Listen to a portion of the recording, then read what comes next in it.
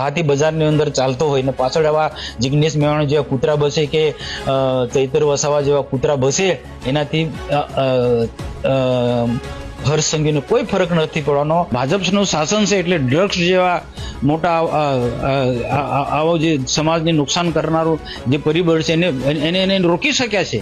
આજે બીજા બધા સ્ટેટ પંજાબ જેવી સ્થિતિ આજે અહીંયા નથી. આજે લોકોની મેદની ભેગી થાય છે એ હું ચોક્કસ માનું છું, પણ એ કોઈ પાર્ટીની રીતના નથી ભેગા થતા. સ્ટાર બેન્ડ ને એ પ્રકારના વાજિંદ્રો હોય છે કે જે લોકો યુવાનોને આકર્ષણનું કેન્દ્ર કરે, એવા લોકો ભેગા થાય છે. જિગ્નેશ મેવાણી હોય કે ચરિત્ર વસાવા હોય, ગમે તેટલા આરોપ ભૂતકાળમાં મૂકતા હતા, હમણાં બી આરોપ, પણ એનાથી અમને કોઈ સરકારને કોઈ ફરક નથી પડવાનો.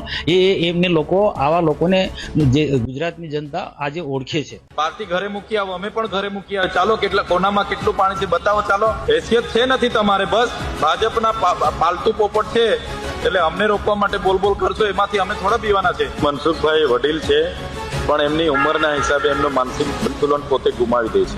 એમના ભાષણો, એમના મંચ પરથી તમે એમના નિવેદનો જોજો, એમનો હાવભાવ તમે જોજો. પોતે પોતાની સરકારમાં 7 ટર્મથી સાંસદ હોય, પોતાના ગામનો રોડ બનાવી ના શકતા હોય, નર્મદા જિલ્લો દેશના સૌથી પછાત જિલ્લામાં ગણના થતી હોય, નર્મદા જિલ્લાના 12,000 થી પણ વધારે બાળકો કુપોષણથી પીડાતા હોય. મનસુખભાઈ આટલા વખતથી નથી બોલતા, એમની પાસે કોઈ એ પોતાના ગામનો રોડ નથી બનાવી શકતા, એમનું કોઈ પાર્ટીમાં કે સંગઠનમાં ઉભતું નથી. ડેડિયાપાડામાં આવીને બસ ફાકા ફોજદારી કરવાની છે, બાકી એમને ભરૂચમાં કોઈ ઊભું નથી રાખતું. એમની હેસિયત નથી કે વાગરામાં જે ધારાસભ્ય અમે બોલે.